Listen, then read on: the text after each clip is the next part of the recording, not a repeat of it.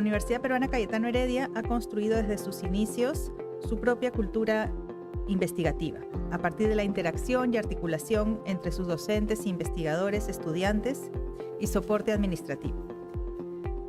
Lo que a su vez ha conllevado a que hoy en día se manifieste un conjunto de comportamientos, pensamientos y sentimientos favorables al quehacer investigativo en el interior de nuestra universidad.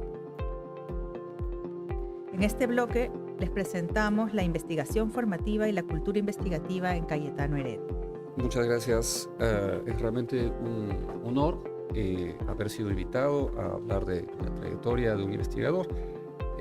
Me pregunto qué tan típica es la historia que voy a presentar. Espero que sea amena. Hay muchas lecciones aprendidas de mi parte y ojalá pueda transmitir algunas de ellas. Presentaré la trayectoria que he llevado a cabo y ojalá sea leccionador e inspirador en épocas buenas y épocas no tan buenas. Vamos a la siguiente diapositiva, por favor. Esta es la trayectoria que he seguido y yo he sido formado como investigador en Cayetano Heredia. De ahí quizás podamos extraer algunas lecciones de cómo esperamos que sea el futuro. La primera temporada y mi primera experiencia como investigador fue en 1994, integrándome al Instituto de Medicina Tropical Alexander von Humboldt en el laboratorio de entomología dirigido por Quique Pérez y Elenita Oguzuku, a quienes les debo esa primera experiencia como investigador, mis primeros mentores. Más adelante me incliné más por la investigación en moléculas y pasamos a estudiar fasciola y proteasas con el doctor José Espinosa, Patricia Herrera y Marta Córdoba en lo que era el departamento de bioquímica. Ahora es una sección dentro de un departamento más grande. Más adelante, gracias a las conexiones internacionales del doctor Jorge Arévalo y Jean-Claude Dujardin, gané una beca para ir a hacer el doctorado en Bélgica. Y durante esos 5 años investigué Leishmania, Trypanosoma brucei, el metabolismo de glucólisis. Pasé una temporada previa en Omaha, Nebraska, con Luis Markey investigando biofísica molecular, pero me alejé de ese interés en biofísica molecular pensando que sería más probable obtener avances en investigación en el Perú a través del metabolismo y bioquímica más clásica. Entonces decidí hacer el doctorado con esa estrategia, buscando qué podría aportar en el Perú a mi retorno. Pensé que metabolismo era más probable que biofísica. Sin embargo, apareció el año 2005 la oportunidad de hacer el postdoctorado en el laboratorio de Carlos Bustamante, con justamente la misión de hacer un laboratorio de biofísica en Cayetano Heredia. Así que regresé a mi primer amor, la biofísica molecular, en el año 2006, y estudiamos ADN polimerasa, ARN polimerasa. Yo fui el que propuso el estudio de ARN polimerasa como una forma de llevar la biofísica molecular al mundo de las infecciosas, ya que es blanco de antibióticos.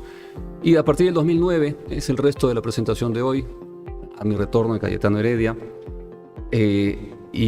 Hubo una época muy dura tratando de hacer biofísica molecular en Perú y he tenido que diversificar la investigación a hacer biología sintética, ingeniería genética en bacterias, y es lo que va a ocupar el resto. ¿Podríamos avanzar, por favor? Algunas fotitos. Esto es en Bélgica, el grupo de Trop Unit, y aquí tengo una foto de mis papás en la pantalla. Bueno, siguiente, por favor. Fue en Berkeley, durante el postdoctorado, mis primeras experiencias como mentor. Ahí tengo una foto abrazando a las personas que tuvieron el dudoso privilegio de ser mis primeros aprendices. No puedo exagerar lo enormemente enriquecedor que es aprender a ser mentor, ya que las personas que aprenden contigo no son personas como tú, son personas diferentes. Y para ser mentor de alguien, uno tiene que crecer como persona enormemente para comprender que la otra persona, siendo tan diferente, con capacidades distintas, puede y debe aportar mucho con intereses distintos, ambiciones diferentes y propias. La única manera, y alguien preguntó, ¿cómo puede uno cubrir las necesidades de aprendices que son muy diferentes? Bueno, en una palabra, tienes que crecer como persona para entender personas que son diferentes a ti. Lo que define un mentor es la relación uno a uno. No hay manera de masificarlo. Siguiente, por favor. Bueno, investigación formativa en Cayetano. Esta es un resumen de lo que hemos hecho. En cuanto a tesis, es una manera de hacer una narración. Quiero llamar la atención del grupo de tópicos que tienen en la columna de la derecha. Vean que las primeras tesis son transcripción, transcripción, protein folding, transcripción, transcripción, transcripción. Todo esto es biofísica molecular. Y vean también que algunas tesis no son de Cayetano Heredia, sino de San Marcos. Vienen estudiantes de San Marcos con una motivación que yo quisiera ver en más estudiantes de Cayetano. Vienen al laboratorio conscientes de que tienen una oportunidad importante en su vida y están dispuestos a entregar mucho y a probar su valía como investigadores nuevos. Cosa que yo quisiera ver en más estudiantes de Cayetano, que sí existe, pero no en todos. Siguiente, por favor. Avanzamos en el tiempo y vean, por favor, que ahora los tópicos en las investigaciones se diversifican. Y voy a explicar un poco por qué. Pasamos de transcripción a muchas otras cosas, biofilms, materiales, por supuesto SARS-CoV-2 en un momento, diagnóstico, biofilm, materiales y biosensores. Y quiero hablar algo de esta diversificación que fue obligatoria por las circunstancias. Siguiente, por favor. En 2024, cosa que ya estamos haciendo, y la diversificación vuelve nuevamente a ser menor. Pasamos a biosensores, biosensores, biosensores. Siguiente, por favor. Bien, ¿cuál es la historia en Cayetano? Regreso del año 2009 a inaugurar el laboratorio. Ven en la foto con mucho entusiasmo a Carlos Bustamante y Steven Smith armando las pinzas ópticas, primeras pinzas ópticas para manipulación de moléculas individuales en Latinoamérica. Salimos en las noticias, una técnica de avanzada para hacer investigación de frontera mundial. El entusiasmo no podía ser mayor. Siguiente, por favor. Me pregunto si fue un buen timing, un buen tiempo. Desde el año 2007 busqué financiamiento para utilizar las pinzas ópticas y microscopía de fuerza atómica. Vean cómo en ese momento estábamos en pleno crecimiento de las publicaciones utilizando estas tecnologías. Siguiente, por favor. Sí. El microscopio de fuerza atómica en Cayetano con un estudiante, Jorge Bardales, actualmente trabajando en biotecnología en Colombia, después de haber vendido su propia compañía en Brasil. Pamela Obando, actualmente estudiante de doctorado, ahí está calibrando las pinzas ópticas. Siguiente, por favor. Esa era la técnica. ¿A qué lo dedicamos? Desde el año 2007 empecé a buscar financiamiento para aplicar estas tecnologías en el estudio de ARN polimerasa y Mycobacterium tuberculosis, cosa que también fue creciendo en ese momento. Entonces, estratégicamente hablando, estábamos en un buen momento para hacer el cruce de esta tecnología nueva con estos tópicos de interés mundial. Siguiente, por favor. Ahora, las preguntas, hipótesis que realizamos sí son de importancia y llegamos a hacer algunas importantes. Aquí tenemos algunas diapositivas que no puedo adentrar realmente mucho al tema, pero básicamente en la transcripción, que es el paso que decide qué genes serán activos en la bacteria y qué genes no van a ser activos. Este es el paso decisivo para la interacción con el ambiente. Hicimos algunas observaciones y descubrimientos nuevos, pero con una velocidad que no pudo competir con el resto. Siguiente, por favor. Aquí vemos una transición. Es la primera observación que se logró de una interacción reversible entre la RNA polimerasa y el ADN con un valor termodinámico precisamente medido y que depende de la secuencia del ADN. Me preguntaron las N veces que lo expuse en Perú, ¿para qué? Y la respuesta es para nada. Esto no sirve para nada, porque sirve para comprender la naturaleza. Esto es un descubrimiento a nivel mundial y sin embargo no pude conseguir financiamiento peruano para estudiarlo. Peor que eso, las preguntas y observaciones que hicimos fueron respondidas con otras tecnologías por los competidores. Se corrió la voz que Carlos Bustamante estaba investigando Mycobacterium tuberculosis y por esos años otros investigadores, incluso usando nuestros plásmidos, que los pidieron después de haber publicado, hicieron la biología estructural asociada a estas preguntas. Fue respondida con otras tecnologías estas mismas preguntas por otras personas en otras partes del mundo. las siguientes diapositivas podría mostrar algunas publicaciones, pero lo obviaré diciendo que estas preguntas fundamentales ya están en la ciencia aplicada, manejando nuevos antibióticos que el Perú en el futuro tendrá que comprar sin ningún poder de negociación porque nosotros ya no participamos de esa investigación. Estuvimos en el momento preciso, con las preguntas adecuadas, con tecnología de punta y no pudimos competir con el mundo. ¿Por qué? Bueno, una de las respuestas, no es la única, es el financiamiento. Vean por favor el primer financiamiento que consigo el año 2010 de Estados Unidos. Yo presenté esas ideas a Concitec mucho tiempo antes, desde 2007. Pasaron 6 años hasta que volví a ganar un concurso y no gané ningún concurso de ciencia básica, únicamente concurso de ciencia aplicada. Todos los concursos de ciencia básica eran ganados por proyectos de ciencia aplicada. Y bueno, a partir de que cambié y diversifiqué mi investigación hacia ciencias aplicadas, empecé a ganar concursos en el Perú y a tener suficiente financiamiento. Me tuve que diversificar.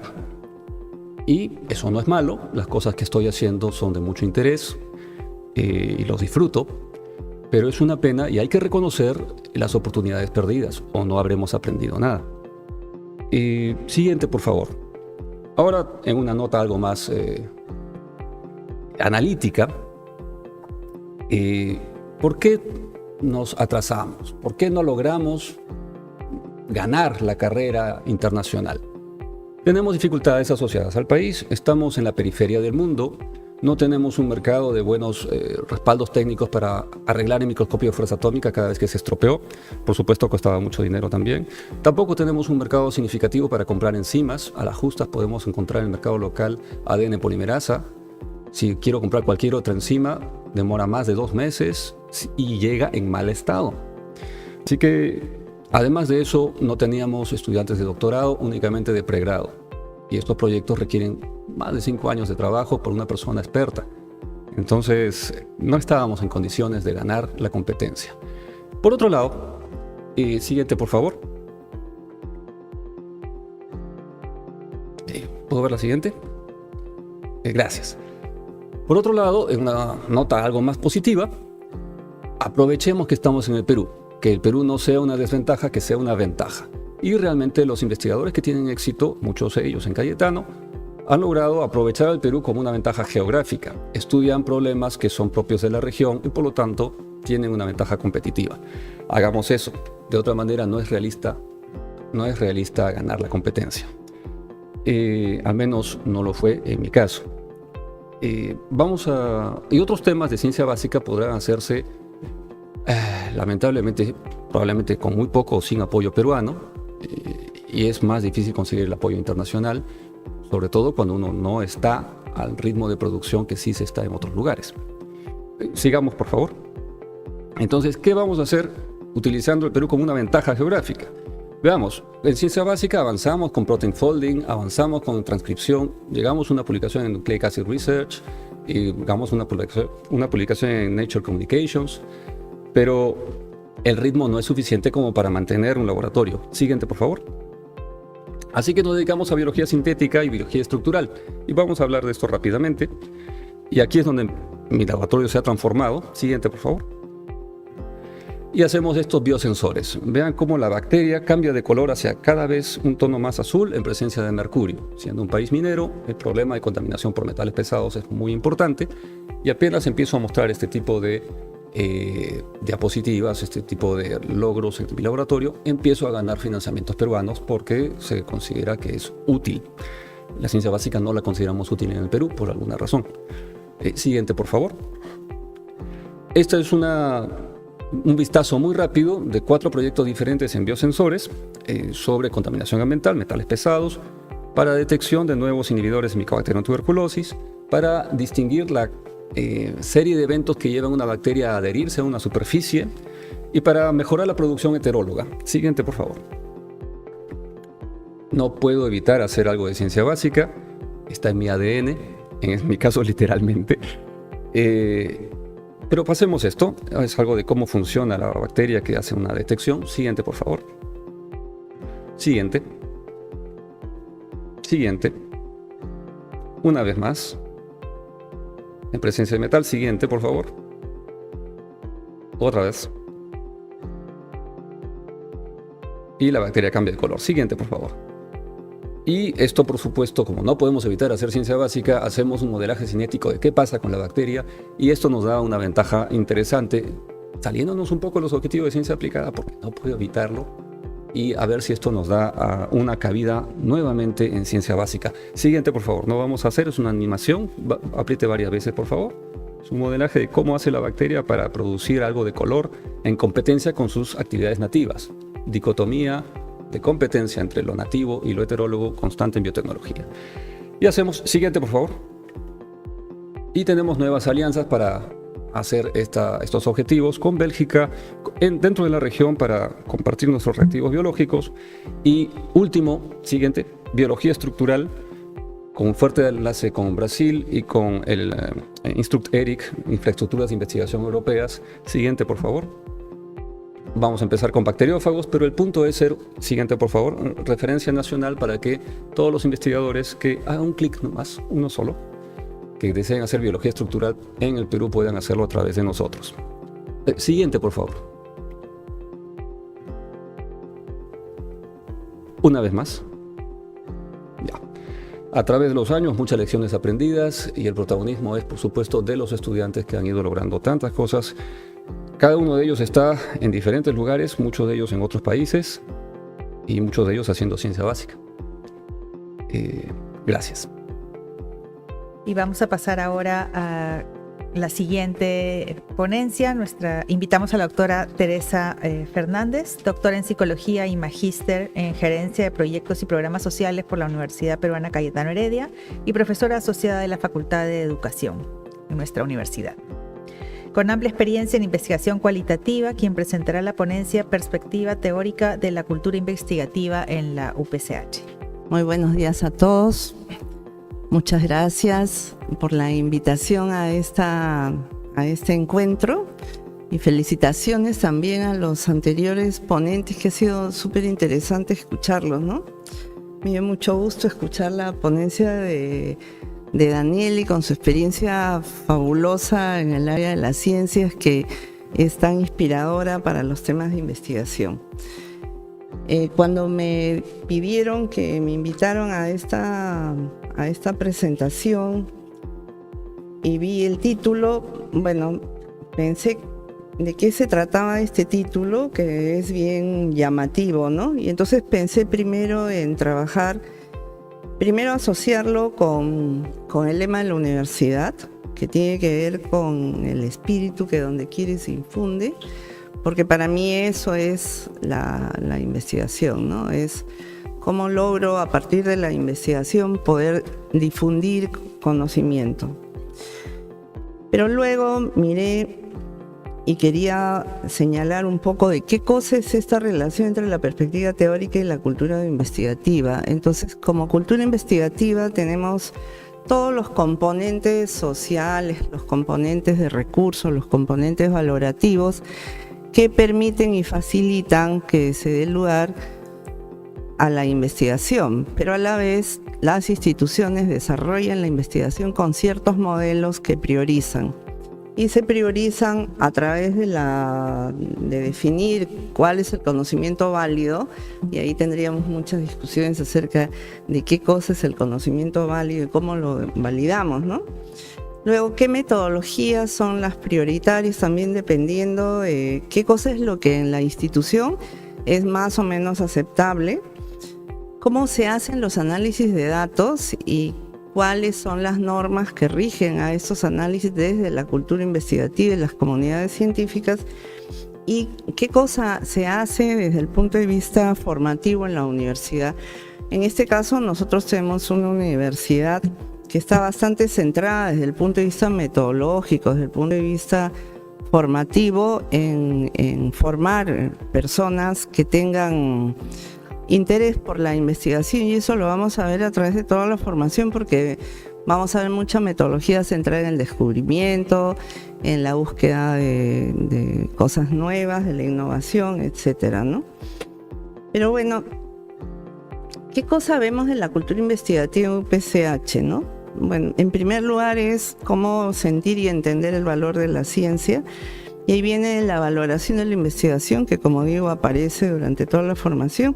Y luego viene un tema que justo conversábamos con Daniel, la curiosidad, creatividad e innovación. A través de toda su exposición, él lo que ha hecho es eso, destacar la necesidad de la formación de gente que tenga, como él dijo, en su ADN, esta necesidad de búsqueda, ¿no?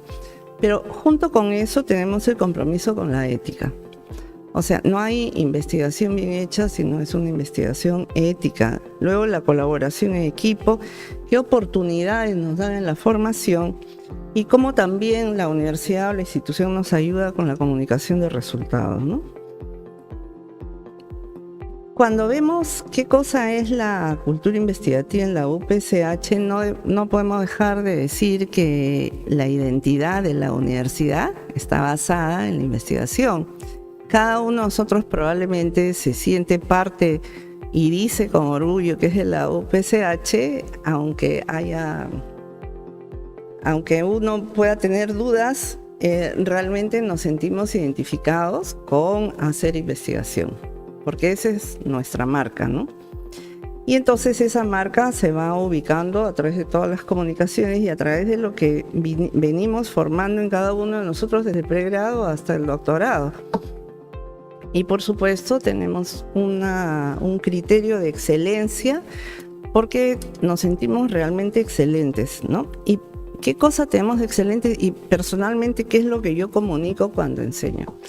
Yo estoy fascinada con los recursos que da la universidad. La universidad proporciona una serie de recursos nacionales, locales, que nos permiten investigar, pero también esos recursos nos permiten comunicarnos con el exterior, ¿no? Luego están los institutos, centros y unidades, lo que ha mostrado Daniel es súper interesante. Luego está todo el tema de asesoría, acompañamiento y mentoría que ya hemos visto y los compromisos que surgen a raíz de eso. Y por supuesto los docentes con competencias investigativas. Por supuesto con muchas variaciones, pero hay, ¿no?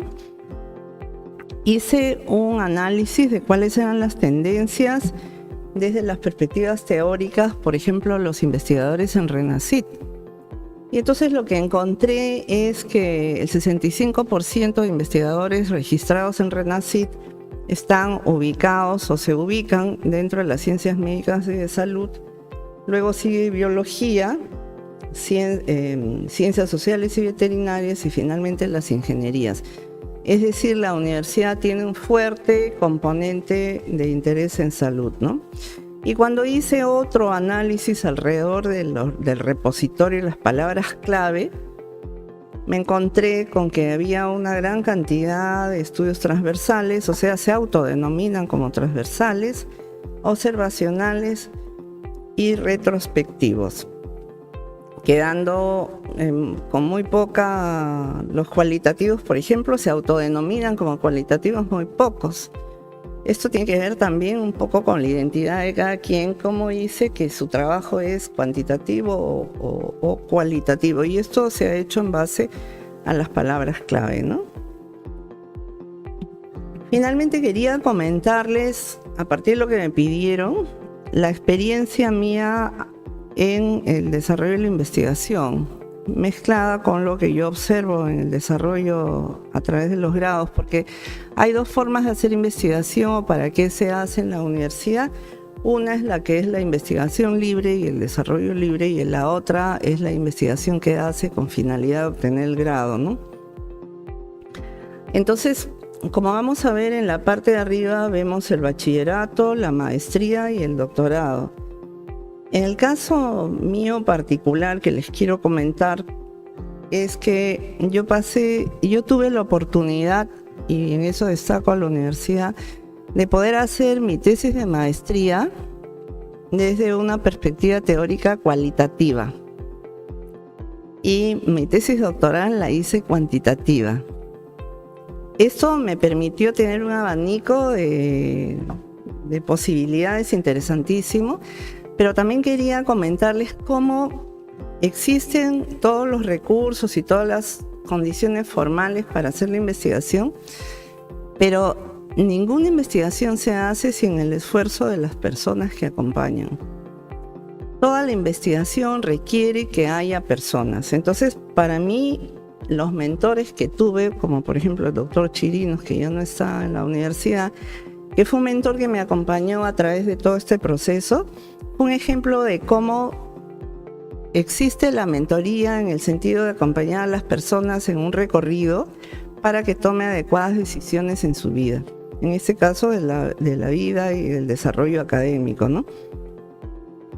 Luego, el camino hacia el doctorado me abrió una posibilidad que también siempre comento con los doctorandos, es como el doctorado en la Cayetano Heredia permite el desarrollo de las redes nociológicas. ¿Qué quiere decir esto?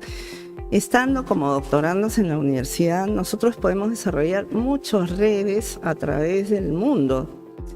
Yo he puesto ahí a dos colegas, uno de la Universidad de Córdoba y el otro, Cristóbal Suárez, que fue mi coasesor de la Universidad de Valencia, quienes a través de ellos hice toda una relación, unas redes de conexión y de conocimiento que sirvieron muchísimo. Inclusive pude sacar una estancia en la Universidad de Valencia, pero justo me tocó la época de la pandemia, no pude ir, pero sin embargo, como la presencia de estas personas fue indispensable para ayudarme a lograr además la graduación en muy corto tiempo, ¿no? ¿Esto qué cosa significa desde el punto de vista de la universidad y de la institución? Que la universidad proporciona las condiciones de soporte de recursos, de soporte de nivel internacional, también los comités de ética y de regulación, que son súper importantes para poder orientar y sostener, y por supuesto todo el apoyo en las publicaciones. Pero además, cómo es posible en la universidad innovar a pesar de todas las tendencias que hemos visto desde la perspectiva teórica, es posible y se apoya innovaciones, y en mi caso particular me permitió hacer maestría con cualitativa y doctorado con cuantitativa. Finalmente, quería comentarles que todo esto, hacer investigación, acá tengo unos iconos, pero requiere lo que ya han dicho otros ponentes, el esfuerzo, un gran esfuerzo. Pero hay una cosa muy importante, que es la pasión o la motivación. No hay investigación sin compromiso, motivación, pasión y deseo de hacerlo, ¿no? La resiliencia para poder soportar y enfrentar los retos de las dificultades que se presentan, una base teórica bien sustentada y consistente, y por supuesto la capacidad de hacer elecciones personales hacia la actividad que uno más desea y con la que más se compromete. Muy bien, creo que ya llegué al punto. Yo agradezco muchísimo haberme permitido comentar esta parte. Y bueno, gracias. Pasamos a continuación a presentar al doctor Eduardo Gotuso, quien es profesor emérito de la Universidad Peruana Cayetano Heredia. Cuenta con numerosos artículos, capítulos de libros y manuales publicados a nivel nacional e internacional. Coordinador de la Unidad de Investigación en HTLV1 del Instituto de Medicina Tropical en nuestra universidad. El doctor Gotuso dará la ponencia titulada Formación Científica y Cultura Investigativa en la Cayetano Heredia. Muy buenos días. Primero quería agradecer al doctor Carlos Cáceres la invitación de permitirme estar en esta reunión. Y lo que quisiera es un poco seguir los planes que han sido trazados por diversas personas, y una de las cuales, y que va a ser una de mis conclusiones, es la necesidad imperiosa de que la universidad, que está haciendo inversiones importantes en la administración, considere que la mentoría para hacer investigación es sumamente importante, y que debería ser el primer paso para muchos profesores que hoy en día esperan de manera larga trabajar en Cayetano y terminan mudándose a otras universidades porque no tenemos la capacidad de entrar a trabajar temprano. Y la mentoría, como ha sido presentada esta mañana, es uno de los roles más notables para la investigación y para mantener una masa crítica de profesionales dentro de la universidad haciendo esta actividad. Entonces, una de las cosas que es importante cuando hablamos de salud, yo me permití preguntarle hace unos días como a 15 alumnos si era importante hacer investigación. Y todos ellos me decían: doctor, yo he venido a Cayetano porque Cayetano hace investigación. 12 de los 15 me respondieron eso. Y una cosa importante es que nosotros tenemos que enseñar los diversos ángulos de lo que es tener salud en un país. Y la buena salud no solamente es el resultado de estar sano, sino que es una condición indispensable para que el país se desarrolle. Un país que está enfermo no tiene forma de poder desarrollarse económicamente. La segunda cosa que es importante que le decimos a los estudiantes, que cuando uno quiere hacer investigación puede mirar las prioridades o puede mirar una pregunta importante, y aquí vemos, por ejemplo, por qué investigamos tuberculosis. Aquí lo que presento es un poco las razones diversas por el cual tuberculosis es una prioridad en cualquiera de nuestros países. Y entonces, cuando uno mira eso, tenemos que ver diversas preguntas que van desde las cosas básicas.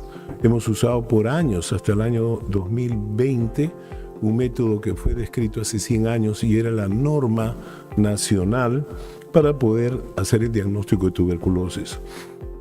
Y finalmente que no habían drogas nuevas. O sea, igual que en medicina tropical, no tenemos drogas en los últimos 50 años de manera positiva.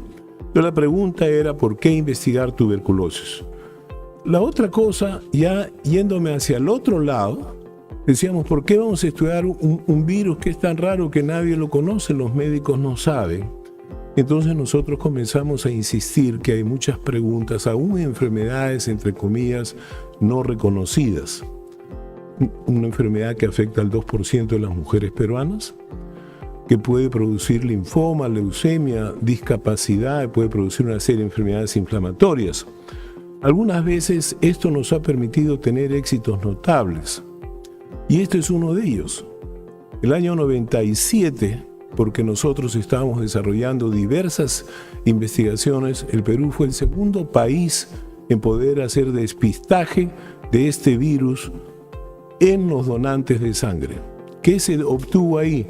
Que más o menos hay 45.000 a 50.000 peruanos que han evitado adquirir este virus en los últimos 20 años. Es decir, una investigación de una enfermedad, entre comillas, rara, poco reconocida, le daba a la universidad el sentido de tener un impacto social a partir de un conocimiento científico que me parece importante. Lo siguiente que siempre enseñamos es que cuando uno mira la salud y la enseñanza de las áreas médicas, realmente hacer investigación no es una cosa de lujo. Es una cosa necesaria, que no solamente hace eso, y quiero demostrar que eso tiene un impacto notable en la formación, en la docencia, aún de personas que no van a hacer investigación. Sin embargo, nosotros decimos que la única forma de aprender a investigar es investigando. Esa es una cosa cierta. En segundo lugar, ¿cómo hacemos para formar a estos nuevos jóvenes? Primero tiene que haber un entorno estimulante. Cayetano tiene la suerte, yo cuando entré estaba el doctor Pretel, el doctor Roger Guerra García, don Alberto Hurtado, muchas personas reconocidas, y que este entorno es muy importante porque el prestigio no tiene valor. El prestigio es una de las cosas más notables que tiene la institución. En segundo lugar, hay que identificar de manera proactiva a los potenciales investigadores. Hay que hacer una mentoría y hay que hacer trabajos en redes. Hoy día es importante recordar que no solamente en la Constitución del Perú obliga a que las universidades hagan investigación, sino que es esencial que las universidades entiendan que hacer investigación, crear ciencia y crear humanismo son los ejes fundamentales para poder tener calidades. Entonces, el desarrollo de fortalecer investigación tiene que ser un paso obligatorio. Y en ese sentido yo creo que es muy importante los entornos, aquellas personas que pueden ayudar a desarrollar esto, en la historia que ha sido presentada y que es importante, y sobre todo los principios institucionales, donde la democracia, el ejercicio democrático de todas las actividades, el respeto por las normas importantes tiene que ser una situación clave. Y dentro de esta discusión quiero volver a regresar a lo que ha sido presentado esta mañana, que es la mentoría. Yo recuerdo cuando muy joven veía películas inglesas, cómo venía un profesor, se sentaba con su alumno, le daba 3 libros, conversaba 2 horas y le dice: te veo en 2 semanas y en 2 semanas vamos a discutir estos 2 libros. Ese sistema de mentoría que parecía, digamos, ridículo, era un sistema de mentoría formal en el cual tanto el profesor como el alumno aprendían mucho. Y esta es una de las cosas notables. Creo que esta mañana se han dado numerosas normas para la mentoría y creo que es importante. Por ejemplo, fíjense esto que parece una historia antigua. Este es Vicente Maco, que con Luis Marcos eran alumnos. La doctora Angélica Terashima los entrenó y se fueron a Puno y estaban buscando fasciola. Esta es una foto de un sitio que ni siquiera tenía luz. Y estas personas, siendo estudiantes, hicieron un mapa de Puno, de fasciola hepática, que era una enfermedad que les producía daño grave, producía daño hepático severo, etc. Esto que parece una cosa así es porque realmente tuvo una buena mentoría y pudieron hacer esta investigación en Puno con el apoyo, la supervisión de la doctora Terashima.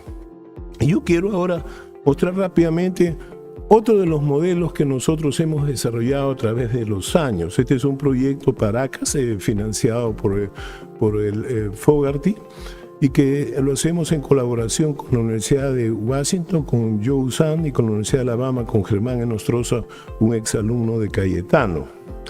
Una de las cosas importantes era estimular el desarrollo y la carrera de investigadores en personas muy jóvenes y atraerlas, como este era un área asociada a VIH, era crearles oportunidades de fortalecer los vínculos con el programa nacional, es decir, que las investigaciones también tuvieran impacto. Recuérdese bien que cuando apareció la epidemia del SIDA, nosotros tuvimos la oportunidad de entrenar a todos los médicos a diagnosticar y a tratar en esa condición.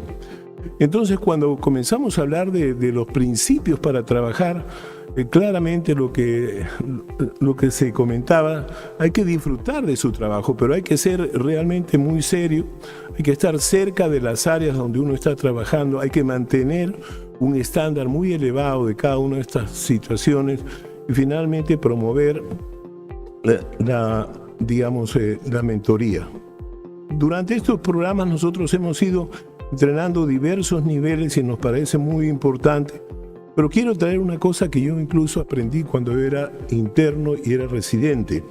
El sistema de entrenamiento, que nosotros lo llamamos entrenamiento en 13 niveles, y aquí tenemos una persona que está no está graduado, un estudiante, un graduado y un postdoctoral. Este sistema trabaja muy bien porque permite tener al senior solamente como de un mentor global, pero las personas que están ejecutando esa situación son los que se desarrollan. Por ejemplo, en este caso, Larissa Otero, actualmente que es jefa de la maestría de control de enfermedades infecciosas, Mateo Prochaska, que estaba en entrenamiento sobre salud global. Finalmente, otros estudiantes que después han progresado, están haciendo ya investigación y mantienen su programa. Por ejemplo, una de las cosas notables que teníamos es que todos los graduados de Cayetano siempre quieren salir afuera a entrenamientos clínicos. Sin embargo, hoy en día hay una nueva generación que busca hacer investigación. Y es importante que nosotros insistimos en que esta investigación termine en publicaciones y publicaciones de alta calidad. O sea, esta es una obligación que nosotros insistimos y que debemos incluir desde alumnos a gente que está avanzando, está progresando en su carrera y debemos seguir haciendo mentores. Y el mentor entre los estudiantes ha dado diversos resultados, porque tenemos estudiantes que entraron al curso que fue creado dentro de la Facultad de Medicina de Introducción a la Investigación. Hoy en día muchos de ellos son investigadores reconocidos, están creando proyectos para la universidad o están en otras universidades. Yo creo que los beneficios de la investigación son muy intensos y creo que la universidad siempre debe reconocer. Aquí tengo 7 situaciones, desde la cosa científica hasta la creación de oportunidades laborales, profundizar el conocimiento de enfermedades y de la salud, la relación con los pacientes y con la comunidad, que me parece importante. Pero además la investigación ayuda al modelo de formación médica, porque muchas veces dicen, no, ustedes están haciendo investigación, como que el que está haciendo investigación no tiene nada que ver con la formación o con la enseñanza de las áreas de la salud. Y yo creo que este es un tema que debemos fortalecer y que la universidad debe insistir. Ahora que ha habido un crecimiento importante administrativo en el vicerrectorado de investigación, creo que tanto el vicerrectorado como posgrado y las facultades deben poner el énfasis a una posición que no existe en la universidad, que son los mentores y que deberían ser las áreas de ingreso de gente joven que nos permita trabajar con los seniors y poder seguir avanzando. Yo creo que este es un tema notable. Esta es una foto tomada hace muchos años y les puedo decir de que cada una de estas personas que fueron adecuadamente mentoreadas han desarrollado situaciones importantes. Abajo está Carlos Sea, jefe del Departamento de Medicina. Tenemos a Dionisia, una distinguidísima investigadora nacional con una repercusión internacional. Cada uno de ellos tiene un rol importante en su desarrollo y comenzaron a través de recibir una mentoría adecuada. En resumen, yo quisiera terminar esto mencionando de que la experiencia que tenemos en el sistema de salud es adecuado, que se ve en parte señalado por las tesis, pero también se ve señalado en las publicaciones notables que hacen diversos grupos que cumplen esta situación. Así que quisiera solamente terminar mencionando que nosotros debemos seguir manteniendo una cierta unidad, un alto espíritu de hacer investigación, como decía Raúl León Barúa hace algunos años. Muchas gracias. Hemos tenido una mesa muy interesante con experiencias de investigación, tanto desde las ciencias sociales, desde las ciencias clínicas, desde las ciencias básicas, y muestran el aporte que está haciendo la universidad o que ha venido haciendo la universidad en los diferentes campos, ¿no? Tanto la importancia de la investigación aplicada como sobre todo de la investigación básica, que puede tener un impacto en largo plazo y que no necesariamente se ve con un impacto inmediato. Vamos a pasar entonces a la ronda de preguntas del público. Tengo una primera pregunta.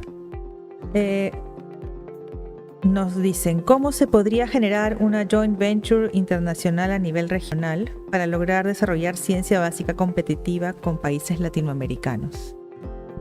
Gracias. Gracias por una pregunta tan bonita, porque más que pregunta es una propuesta.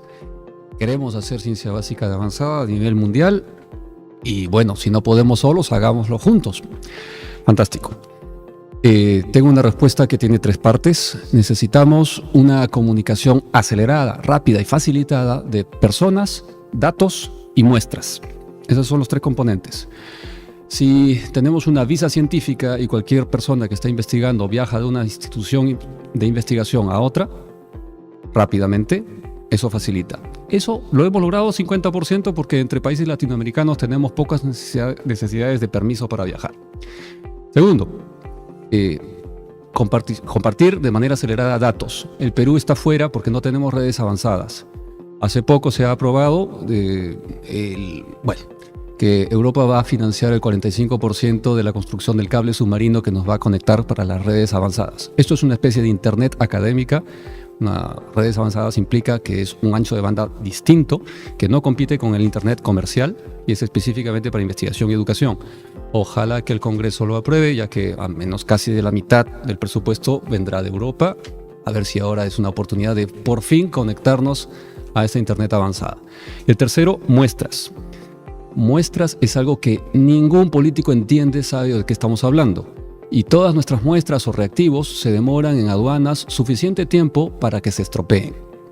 En este momento tenemos, por ejemplo, una red para hacer biología estructural. El Perú nunca ha tenido biología estructural. Biología estructural data de los años 50 y el Perú nunca ha tenido biología estructural. ¿Por qué? No tenemos un sincrotrón, no tenemos cristalización, no tenemos un microscopio Tintan-Cryo que cuesta $5 millones, ni el $500,000 necesarios para mantenerlo anualmente.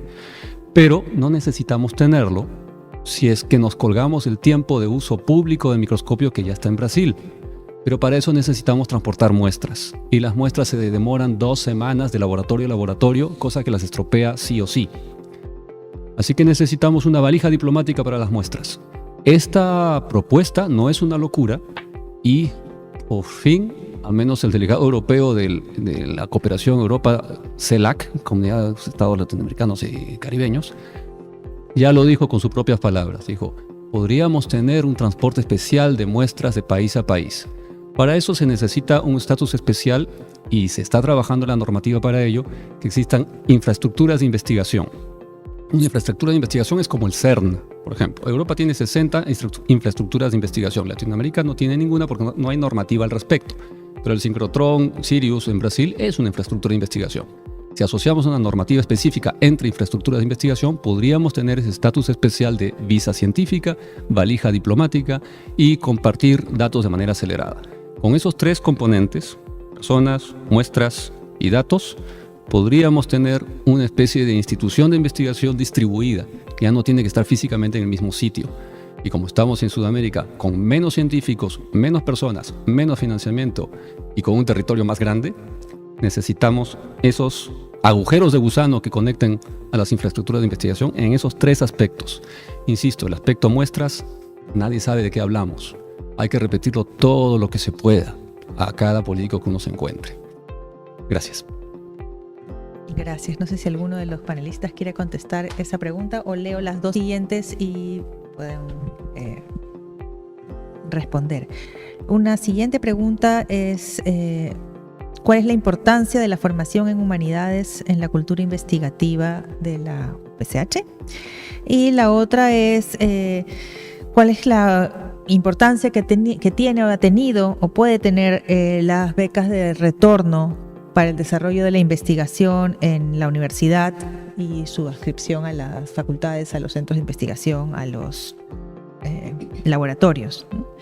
Y la otra pregunta tiene que estar relacionada con el énfasis o el balance entre la importancia de la técnica y las metodologías que también se han planteado en las ponencias y las preguntas teóricas o conceptuales de la investigación, ¿no? Que está un poco vinculado con la formación muy técnica, me parece muy centrada en la metodología y en la técnica, y que las preguntas de investigación más básicas o teóricas que de repente no se priorizan porque no se le encuentra una idea técnica, una aplicación inmediata, ¿no? Esas 3. Gracias. Bueno, yo quisiera mezclar esas 2 preguntas, la del sustento humanista y la última de la formación en los temas técnicos, porque yo creo que en la formación que se recibe en la universidad, si bien hay una línea formativa técnica, también hay una clara insistencia en los aspectos regulatorios y éticos de la investigación. Esto implica que la formación humana también tenga que ser muy contundente, ¿no? Parte de esta formación es tener justo lo que estamos hablando ahora, o sea, tener mentores, tutores, asesores, gente que vaya modelando y va orientando acciones, rutas apropiadas. Pero por otro lado, la formación desde una visión contextual creo que es bien importante para el desarrollo humanista, ¿no? Entonces a mí me parece bien importante que la universidad siga desarrollando esta cultura investigativa que tiene. Yo había planteado mi propia experiencia en el desarrollo cualitativo y cuantitativo, que es una expresión de cómo es que la universidad puede abrirse a recibir otras posibilidades técnicas, pero que eso también necesita un soporte humano que permita que la gente logre sus expectativas, plantee sus metas y se ubique personalmente y humanamente como personas que son provechosas para la sociedad, ¿no? Sí. Gracias. Sí, yo en el caso de humanismo tuve la suerte de cuando estaba en Cayetano, teníamos 2 años de ciencia, llamamos de ciencias, con profesores distinguidísimos, es decir, personas que tenían un conocimiento humanista, que fueron los que, digamos, dieron las bases ideológicas de Cayetano. O sea, yo creo que el humanismo para todo nuestro ejercicio profesional debe ser defendido, digamos, sin ningún reparo, y debe ser parte de la formación. No es posible, hoy en día les digo que muchos pacientes se quejan de que los médicos ni siquiera le miran la cara cuando cuando le van a hacer historia. O sea, porque no hay un respeto de las personas, las cosas, digamos, se han tergiversado y ya se importa cuánto está contando, cuántos pacientes están viendo, pero no importa la otra parte, la calidad humana de poder relacionarse con una persona, etcétera. Es decir, no hay esa situación que creo que es importante. Por ejemplo, en el Perú las mujeres se siguen muriendo de cáncer de cuello uterino y a nadie le preocupa, es decir, solamente un grupo determinado, pero el médico en general no le dice a su paciente, ¿ya te hiciste tu Papa Nicolau? Que es una pregunta, entre comillas, simple, pero que debe ser parte de lo que el médico, independiente de quién sea, tiene que responder a eso. O sea, yo creo que el humanismo es como decir, ¿por qué enseñan matemáticas? Es decir, es parte de la formación de las personas, y crear humanismo y mantener humanismo en la universidad es fundamental para entender cualquiera de las profesiones, y básicamente en el área de salud que estoy yo, me parece que es indispensable. La segunda cosa que hay sobre las metodologías, yo creo que las preguntas científicas van desde una pregunta simple a preguntas tan complicadas como la que estaba comentando Daniel sobre las cosas básicas. Y yo creo que el mentor tiene que ayudarlo cuando viene a mí. Yo asesoro varias tesis todos los años. Me he permitido incluso asesorar también, por ejemplo, a la doctora Busayón en su posgrado. Es importante que uno converse con la persona y le dice, mira, esto es lo que tenemos, pero tú revisa y después vamos a conversar qué pregunta quieres hacer. Muchas veces el joven que todavía no conoce, digamos, un pensamiento que le falta aterrizar, como decimos nosotros, eso es lo que tiene que hacer el mentor y ayudarlo con preguntas simples. La otra cosa que yo sí creo, Daniel, que para promover ciencias básicas, nosotros debemos trabajar juntos con las ciencias clínicas. O sea, esa es mi posición. Yo sé que siempre ha habido un cierto rechazo a esta situación, pero digamos, ¿cómo avanzamos? Hoy en día el tratamiento oncológico es una cosa que ustedes ni se imaginan lo molecular que ha pasado a ser. Es decir, ha pasado de manejar un cáncer a personas que están mirando en qué momento una célula salta para hacer una célula maligna y ahí vamos a darle un tratamiento. O sea, ese tratamiento moderno que al final cuesta muchísimo dinero pasó por una formación básica indispensable. Y por eso yo creo que al contrario, creo que en la universidad no tenemos suficiente interacción de esta posibilidad. Y voy a insistir en eso. Finalmente, becas de retorno. Déjeme comentar que hace años nosotros tuvimos oportunidad de una persona muy valiosa, regresaba hacia nosotros, pero tempranamente me dijo, doctor, yo tengo que ir a la práctica privada. Dije, oye, pero tu rol, pues, de tremenda formación, un muchacho excelente. Bueno, se fue a la práctica privada, nos ayuda siempre, pero no está en el corazón de la universidad. O sea, está en su corazón, pero él ahora enseña 2, 3 universidades, o sea, sus tiempos ya los dividió.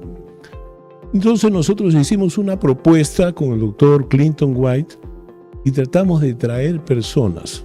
Déjenme decirle a quién trajimos de regreso. Teresa Ochoa, actualmente directora, Martín Montes, jefe de laboratorio de inmunología, Coralí García, una distinguida médico e investigadora nacional, y Miguel Cavada, que organizó el Centro de Medicina Tropical en el Cusco. O sea, esas personas pudieron venir porque conseguimos un fondo, y que eso fue un poco parte de las raíces de la beca de retorno. Lo que la universidad tiene que hacer ahora es mirar a quienes les dimos becas de retorno y cómo nos fue. Es decir, ¿escogimos bien o no escogimos bien? Yo, por ejemplo, voté cuando regresaba Pablo Tsukaima, y a mí me da muchísimo gusto de ver a Pablo Tsukaima siendo jefe de la unidad genómica, etcétera. Es decir, quiere decir que escogimos bien. Entonces, las becas de retorno sí deberían ser. Es más, desde el punto de vista económico, Carlos, te recomiendo que eso sea una de las funciones de los exalumnos de Cayetano, que ellos creen un fondo para traernos de retorno a muchas personas, y la universidad lo va a agradecer. O sea, hagamos un plan con ellos. Esto cuesta traer a 2 personas durante 2 años. A los 2 años ya tiene que volar solo. O sea, 2 años para que haga sus proyectos, escriba sus proyectos y ya se traiga el pan bajo el brazo. Bueno, me da mucho gusto porque es una magnífica decisión. Es una beca de retorno que algunas veces será en veterinario, otras veces será en odontología, otras veces será en medicina, en ciencias, en psicología. Es decir, hay que traer. Lo que pasa que tenemos que tener la obligación de escogerlo bien. O sea, si una facultad apostó por tal persona, tiene que saber que esa persona debe cumplir bien los retos, porque no es solamente que lo trajimos, es que la facultad o la escuela apostó por esa persona y lo tiene que cuidar muy bien y lo tiene que llevar a que siga haciendo una carrera importante. Si no, esta gente joven, valiosa, se nos van.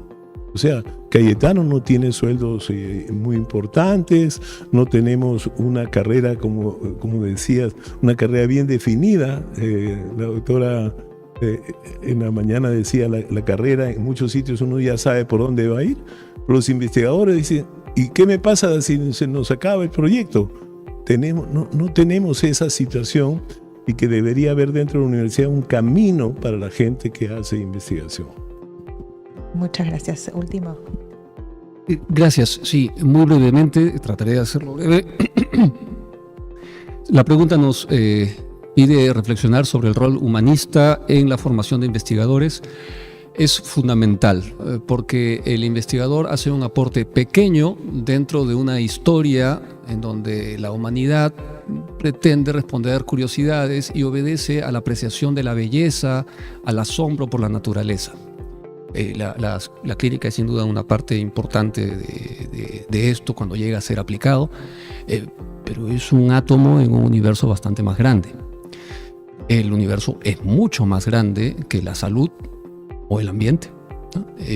Vamos a ver, y dentro de estas reflexiones sobre el rol humanista de la filosofía de la ciencia y nuestro rol dentro de una historia, es algo que se puede reflexionar desde el aula, del salón de clase. Hay que tomarse el tiempo, hay que sacrificar tiempo dedicado a lo técnico, sí, es verdad, pero bueno, lo técnico también se puede aprender de manera algo más autónoma.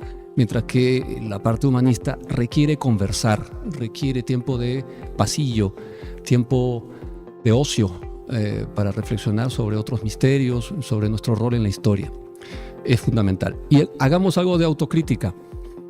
Bioincuba ha tenido como lema un tiempo, al menos, conocimiento que genera valor. Lo voy a... Perdón por el tono negativo, pero si estamos en una universidad que se precia de ser humanista, no vamos a esperar que el conocimiento genere valor. El conocimiento es un valor, como lo es la vida, la felicidad y la belleza.